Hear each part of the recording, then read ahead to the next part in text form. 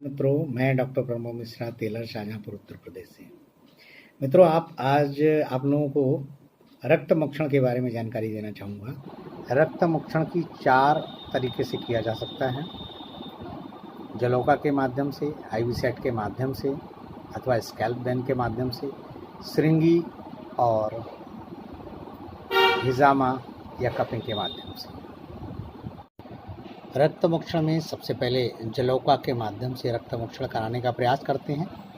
जहाँ पर एक्जिमा हो गया हो, जहाँ पर दूषित रक्त हो, कोई भी वुंड हीलिंग नहीं हो रही हो, वहाँ पर ये आप देख रहे हैं सामने जोंक के माध्यम से हम रक्त मोक्षण कराते हैं। बहुत ही अच्छा रिजल्ट मिलता है। 3 से 4 जोंक लगवा देते हैं और उसके बाद में हल्दी डालकर जोंक को छुड़ा लेते हैं, तो सोरियासिस हुआ, एक्जिमा वगैरह में बहुत अच्छा लाभ मिलता है। दूसरा रक्त मोक्षण आईवी सेट के माध्यम से करते हैं। इसमें बहुत सिंपल से अभ्यंग और स्वेदन कराने के बाद में लगभग 100 ml ब्लड आउट कर देते हैं। पेशेंट स्वस्थ है, उस कंडीशन में उसका लगभग 200 से 250 ml तक ब्लड आउट कर देते हैं। इसके अलावा हिजामा या कपिंग के माध्यम से भी, जैसे बहुत सारे पेशेंट्स होते हैं जो कपिंग और हिजामा ही कराना पसंद करते हैं, तो उससे भी दूषित रक्त और प्रकृत वायु में बड़ा अच्छा आराम मिलता है।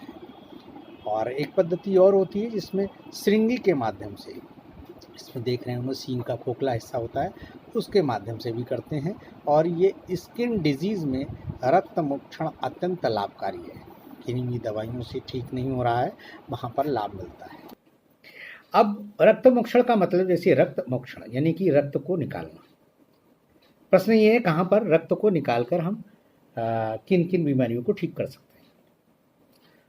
तो सबसे पहले जो रक्त होता है, रक्त में अम्लता हो सकती है, रक्त में वायु का प्रकोप हो सकता है, रक्त स्वयं दूषित हो सकता है, रक्त में कोई इन्फेक्शन हो सकता है, वेरिकोज वेन्स हो सकती हैं, जिन लोगों को थोड़ा फुंसी पिंपल्स निकलते हैं, वहाँ पर रक्त मोक्षण किया जा सकता है। रक्त मोक्षण यदि कहीं पर भी वायु का प्रकोप होने की वजह से, जैसे सियाटिका का दर्द हो रहा है या फिर सर्वाइकल स्पॉन्डिलाइटिस का दर्द हो रहा है, वहाँ पर भी रक्त मोक्षण किया जा सकता है। बस ध्यान रहे, जहाँ पर सूजन है वहाँ पर कपिंग वगैरह नहीं कर सकते हैं, और जहाँ पर स्वेलिंग है, इन्फ्लेमेशन है, वहाँ पर रक्त मोक्षण से बचना चाहिए। हाँ, वायु का प्रकोप और दूषित रक्त है वहाँ पर करना चाहिए। सबसे अच्छा रिजल्ट इसमें पिंपल्स में, सबसे अच्छा रिजल्ट इसमें एक्जिमा में, सबसे अच्छा रिजल्ट इसमें वेरिकोज वेन्स में मिलता है। अब कितना ब्लड निकालना चाहिए रक्त मोक्षण?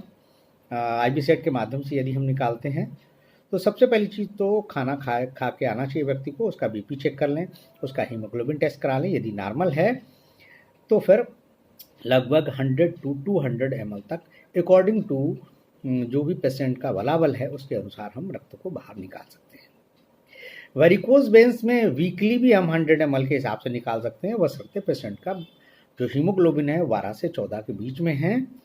यदि 10 से नीचे हीमोग्लोबिन है तो 50 ml से अधिक नहीं निकालना चाहिए। और मैक्सिमम तो 350 ml तक ब्लड को आउट किया जा सकता है, क्योंकि रक्त मोक्षण से थोड़ा सा बीपी लो होता है।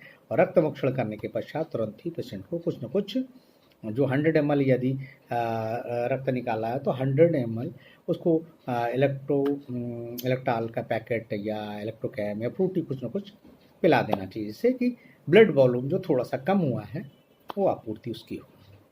दूसरा, पेशेंट मेंटली तौर पे भी ये सेटिस्फाइड हो जाता है कि हाँ भैया, मैंने रक्त निकलवाया है और कुछ गेन भी किया है।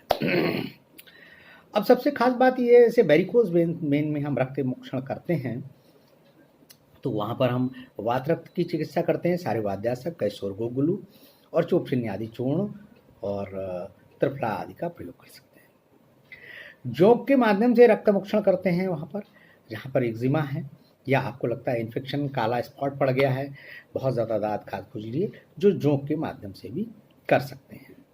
और जोंक तो 3 से 4 जोंक तक लगाई जा सकती हैं, क्योंकि एक जोंक लगभग 20 ml ब्लड को शक करती है लगभग 10 से 15 मिनट में। और उसके बाद में उसको जोंक को हल्दी का चूर्ण छिड़क करके और उसको जोंक को हटा देते हैं। और जोंक को भी हल्दी के माध्यम से जोंक ने जो भी रक्त चूषित किया है, जो रक्त को चूषण किया है, उसको निकाल देते हैं, अन्यथा जोंक मर जाएगी। श्रृंगी पुराने ज़माने में लगाया करते थे लोग, जो श्रृंग का खोखला हिस्सा होता है उसके माध्यम से। हिजामा बहुत जगह करते हैं, जहाँ पर सपोज़ बहुत सारे ऐसे बच्चे जो जिम में जाते हैं जिनको पित्त का प्रकोप की वजह से, वात के प्रकोप की वजह से, क्योंकि वहाँ जाके कसरत करते हैं, वात बढ़ाते हैं और खूब जम के खाते हैं उल्टा सीधा, तो पित्त को भी बढ़ाते हैं, तो थोड़ा फुंसी दाने निकलने लगते हैं। तो पीठ में जैसे 4 से 6 कपिंग की जा सकती हैं, थाई में 2-2 कपिंग की जा सकती हैं, काफ मसल्स में 2-2। इस तरह से जहाँ पर जिस चीज़ की ज़रूरत है, ख़ास तौर से समझ लीजिए, दूषित रक्त और प्रकुपित वायु को जो है दूर करने के लिए रक्तमोक्षण बहुत ज़्यादा लाभकारी है।